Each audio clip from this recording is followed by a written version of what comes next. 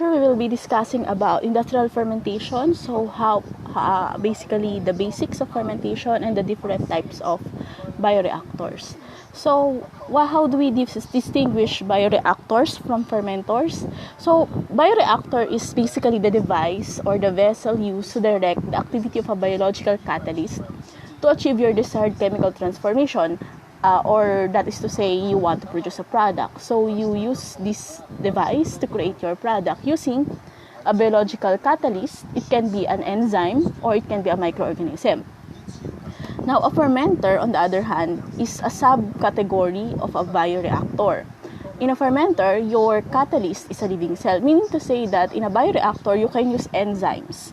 You can have their you can classify a bioreactor even if it doesn't have any living organism in it, just the enzymes. However, when we talk about fermenters, we talk about living organisms, the microorganisms that you are using to create your product. So we have different types of, or rather, the fermenters. Talking about fermenters, it's a vessel for the growth of microorganisms, which, while it does not permit contamination, it enables the provision of conditions necessary for the maximal production of the desired product. Now you can see here in bold type, these are the very important characteristics. So it's a vessel, so it facilitates the growth of your microorganism as well as the production of your products. And one very important thing is it doesn't have, or rather, you avoid contaminations. So it must not have leaks. It must be sterilized per se, or at least you avoid harmful contaminations from other harmful organisms outside. So the fermenter ideally should make it possible to provide the organisms growing within it with optimal pH, temperature, oxygen, and other environmental conditions. After all, you want your organism, you want maximal production basically. You want to maximize your production, you want it to be more efficient. So we have several classifications of fermenters. We have submerged or the liquid fermenters. These are basically fermenters. Actually, it's one of the more common fermenters. So your organisms are dispersed. They are dispersed in the liquid medium. Basically, considered homogeneous, although basically it's just suspensions. So your organism suspensions in an overall liquid. So it's a broth. And then you have your solid state fermenters. These are more of you form biofilms in there. So your organisms are not suspended. They adhere to a surface. They form biofilms on a surface. So you have heterogeneous systems there. So you have the two states or two or more states. And then when we talk about the availability of oxygen, we have aerobic and anaerobic fermenters. So aerobic fermenters, it permits oxygens into the fermentation, whereas anaerobic, there's no oxygen available in the fermentation process. And then when we talk about sterilization, we have aseptic and non-aseptic fermenters. Aseptic fermenters, you usually see them in industrial operations, especially large industrial plants. So aseptic, this is a very clean environment, very sterilized. You control you control the organisms inside the fermenters, so there must not be any contaminants there. Now, whereas when we talk about non-aseptic fermenters, these are usually found in your usually homemade fermentation or home-based operations. So non-aseptic, you are not as rigid with sterilization, although you will still there are still steps that they follow in order to avoid unwanted contamination. It's just that they do not necessarily sterilize it so much. Examples for that, aside from the home-based fermenters, for sewage treatment, these are non-aseptic fermenters. So these are some examples of the types of fermenters. So for aseptic, we can have aseptic aerobic fermentation. So you have animal and plant cultures, formations of alkalis. These are the products that you usually produce. So biomass production. So SCP, single cell protein, these are usually added to the feeds of agricultural feeds. So enzyme production, organic acids, RDNA. So aseptic aerobic fermentation usually from pharmaceuticals and food grade industry. And then we have anaerobic. They usually for the production of organic solvents, acetone, butanol, ethanol. And then for the non-aseptic types of fermentation, it's vinegar production, formation of cheese. If we still use clean environment, it's not very well sterilized, unlike the aseptic fermentation. So mushroom production, wastewater treatment. The same goes for the anaerobic fermentation. So alcoholic fermentation is considered non-aseptic fermentation. So other classifications, when we classify them according to their phases, so we have your suspensions. In beer, biomass, so you have cylindrical canonical vessel fermenters used to produce beer. We have airlift and stirred tank reactors. So these are on the submerged fermenters.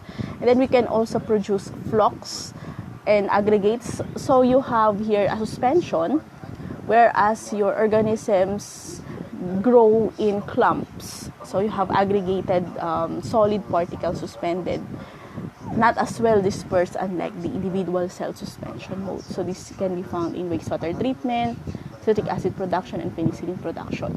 So usually in when we have your fungal, especially when your organism is a fungus. Now we have supported mode. These are your biofilm. You usually form biofilms, or you form supports. So you have trickling film, trickle filters, hollow fiber fermenters, or you can have your films with fluidized supports. So you have fluidized bed reactors for usually using wastewater treatment, fluidized bed reactors for creating monoclonal antibodies. So let's talk about the parts of a bioreactor. Now this bioreactor here is a submerged bioreactor, one of the most basic types of bioreactor, and we will be talking about stirred tank bioreactor.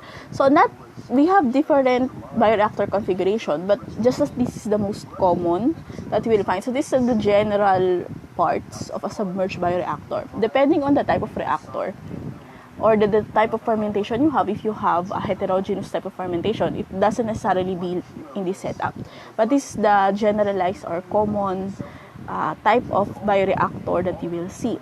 So in here, actually, we will discuss each part one by one. So the first one is the agitator, or we call it the impellers.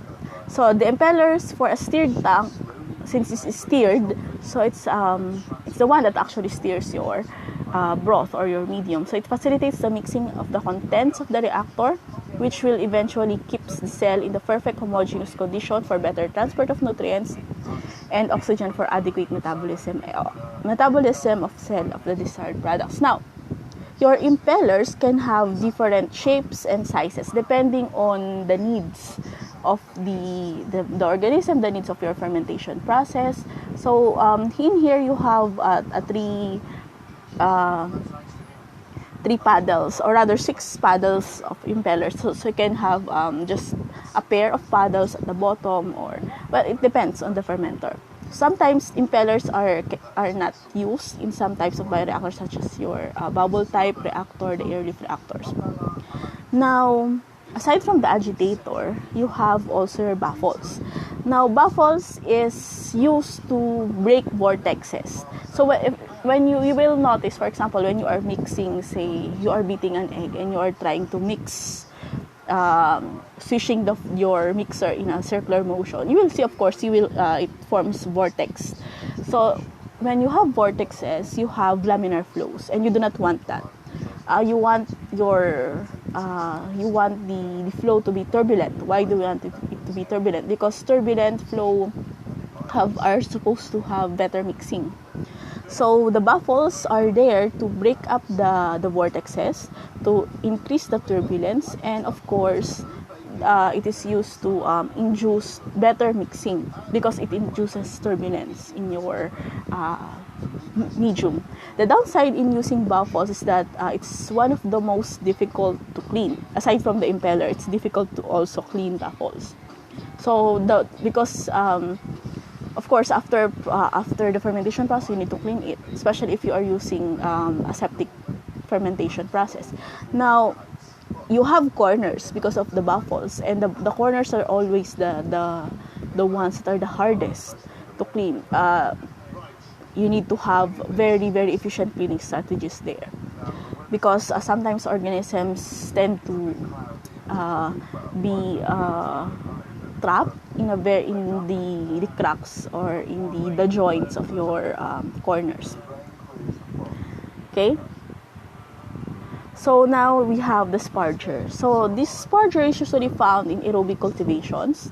So the sparger is an opening near the bottom or at the bottom that where air passes through. So it can be oxygen or it can be carbon dioxide, depending on the layout of your fermenter. So the purpose of this for aerobic cultivation is to supply oxygen to your growing cells. So if, for example, it's very similar to the oxygen that you are providing in, for example, a fish tank.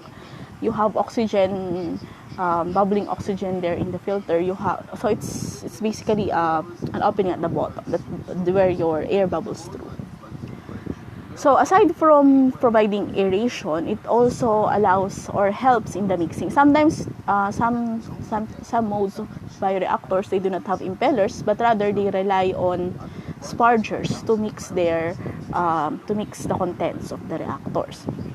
So how do they mix the content of the reaction?